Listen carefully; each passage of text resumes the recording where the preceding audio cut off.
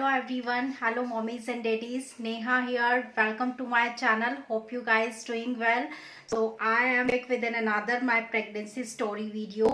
जैसा कि मैंने आपको बोला था कि बहुत सारी प्रेगनेंसी से रिलेटेड वीडियोस आएंगी, सारी चीजें मैं आपके साथ शेयर करूंगी. So in this video I am going to share the reasons behind my pregnancy. ऐसा क्या रीजंस रहे जिनकी वजह से हमें IVF प्रेगनेंसी पे मूव करना पड़ा. सबसे पहले आपसे रिक्वेस्ट है, अगर आप न्यू हो, आप मेरे चैनल पे पहली बार आए हो तो प्लीज सब्सक्राइब कीजिए. So without any further do let's get start the video. Reasons behind we move for IVF pregnancy. तो I had a problem of ovarian cyst. Yes, मुझे ओवेरियन सिस्ट की प्रॉब्लम थी जिसकी वजह से हमें IVF प्रेगनेंसी पे जाना पड़ा. तो सब बात कर लेते हैं कि ये ओवेरियन सिस्ट क्या होता है जिसकी वजह से हमें नेचुरल प्रेगनेंसी में प्रॉब्लम आ रही थी कंसीव करने में.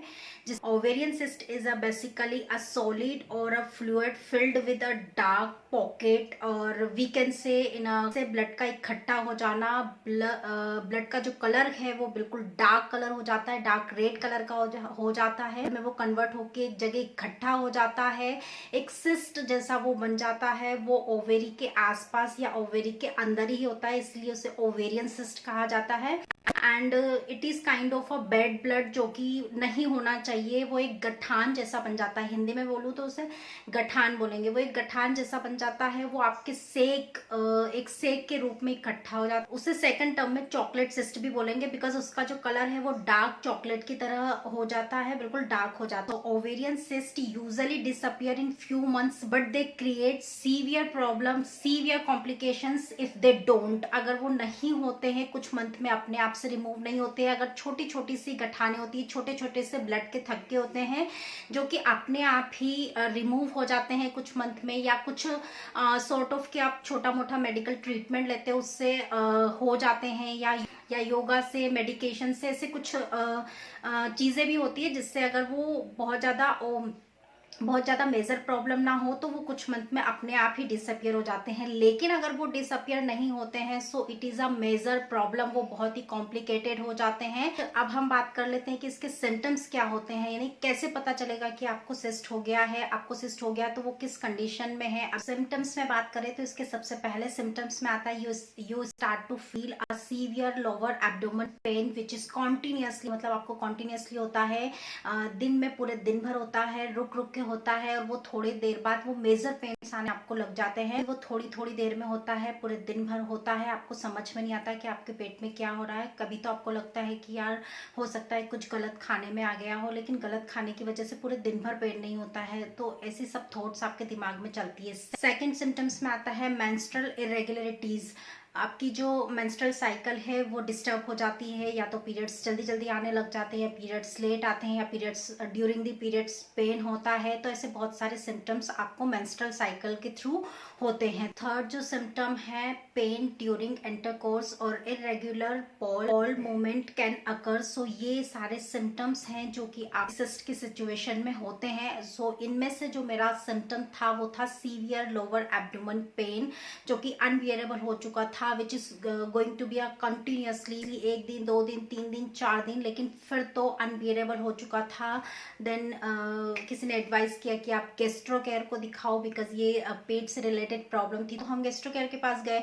फिर वहाँ उन्होंने कुछ मुझे मेडिसिन दी. आई टेक मेडिसिन बट लेकिन फिर भी मुझे ठीक नहीं हुआ. I again went to gastro care. फिर उन्होंने मेरे कुछ टेस्ट लिखे. टेस्ट में क्लियरली समझ में आ जाता है बिकॉज एब्डोमेन की प्रॉब्लम है, तो जब तक टेस्ट नहीं होंगे अंदर क्या हो रहा है कुछ समझ में नहीं आएगा. तो फिर उन्होंने टेस्ट लिखे, सोनोग्राफी हुई, फिर उसमें क्लियर आ चुका था कि ये एक ओवेरियन सिस्ट है. ओवेरियन सिस्ट मतलब ये थोड़ा मेजर कंडीशन में हो गया था, और मुझे सिर्फ 4-5 दिन के पेन में ही समझ में आया कि, क्योंकि इससे पहले कभी पेन हुआ ही नहीं, तो पहले नहीं पता चला फर्स्ट स्टेज पे कि भाई छोटा है.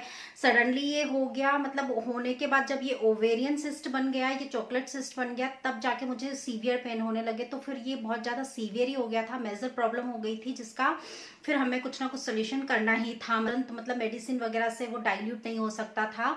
डॉक्टर सेड कि वो मेडिसिन वगैरह से डाइल्यूट नहीं होगा. So we went for surgery. हमें सर्जरी के लिए ही जाना पड़ेगा और इसके लिए सर्जरी ही एकमात्र ऑप्शन है, ये ऐसा हमें डॉक्टर ने एडवाइस किया। सो मेरे लिए सारी सिचुएशन फर्स्ट टाइम थी, बिल्कुल न्यू था। तो ये सारी सिचुएशन हो गई। अब बात करते हैं how to recover from this problem. So इस प्रॉब्लम से हम कैसे रिकवर हो सकते हैं, कि मैंने आपको स्टार्टिंग में बताया है कि अगर ये छोटे छोटे से सिस्ट होते हैं तो ये कुछ महीनों के बाद ऑटोमेटिकली डिसअपियर हो जाते हैं। लेकिन अगर ये डिसअपियर नहीं होते हैं तो ये बहुत सारी कॉम्प्लिकेशंस पैदा कर देते हैं। तो फिर इसके लिए हमें एकमात्र जो ऑप्शन होता है वो होता है सर्जरी। तो जैसा कि मेरे केस में हुआ, मेरे पास एक ही सोल्यूशन था। डॉक्टर ने हमें सिर्फ एक ही एडवाइस की कि इसको सर्जरी के थ्रू ही रिमूव किया जा सकता है। अदरवाइज अगर ये एब्डोमेन में बर्स्ट हो गया तो ये पॉइजन हो जाएगा, पूरी बॉडी में पॉइजन हो जाएगा और फिर ये जानलेवा भी हो सकता है।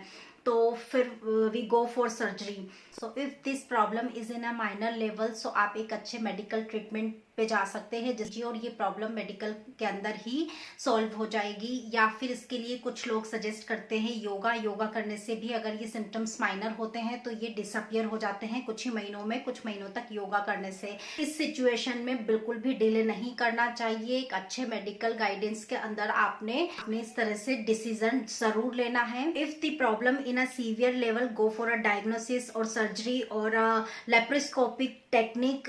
Your doctor will decide. Actually you have to go in a good medical guidance, and of course you have to take right decision or quick decision to come over this problem. So दोबारा से हमने सारी reports वगैरह को जो doctors हैं, family doctor हैं, family के कुछ डॉक्टर्स हैं, उनके साथ डिस्कस किया। लेकिन फिर हमें ये पता चला कि ओवेरीज हैं वो 90% तक खत्म हो चुकी थी। मेरी लेफ्ट ओवेरी निकल चुकी थी, राइट ओवेरी ही बची थी और उसकी भी कंडीशन इतनी हेल्दी नहीं थी। जैसा कि हम सभी जानते हैं कि जो प्रेगनेंसी की प्रोसेस है वो ओवेरी के अंदर ही होते हैं, जो एग्स होते हैं वो ओवेरी के अंदर ही डेवलप होते हैं, वहीं से जो बेबी है वो बनना स्टार्ट होता है। तो फिर प्रेगनेंसी के जो नॉर्मल प्रेगनेंसी के चांसेस है वो डॉक्टर ने हमें एडवाइस किया कि आपके बहुत कम। तो हम अपना टाइम वेस्ट नहीं करना चाहते थे।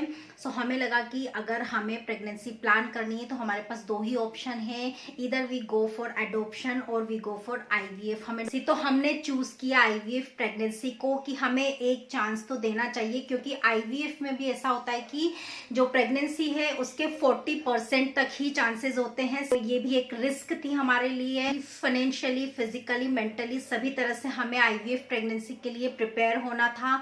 सो हमने सोचा कि अभी एक चांस तो दिया जाए। फिर हमने आईवीएफ से रिलेटेड इंफॉर्मेशन कलेक्ट करना स्टार्ट कर दी। This is all about why we go for IVF pregnancy. Really hope ये वीडियो आपके लिए बहुत हेल्पफुल रहा। आगे बहुत सारे वीडियोस आएंगे मेरी प्रेगनेंसी से related. So make sure you have to subscribe my channel. आज जब मैं आपके साथ अपनी स्टोरी शेयर करी थी, मुझे ऐसा लग ही नहीं रहा था कि मैं वीडियो शूट करी। मुझे ऐसा लग रहा था कि किसी ने मुझसे पूछा और मैं उसे अपनी स्टोरी बता रही हूँ। Don't forget to like, share and subscribe to my channel. See you soon in the next video. Till then, eat healthy, stay safe, stay at home. Bye bye. Take care. Thank you. Thanks for watching.